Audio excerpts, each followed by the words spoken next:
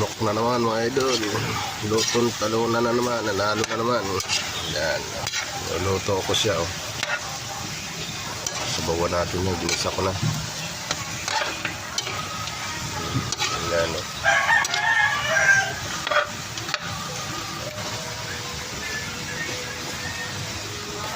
Yan.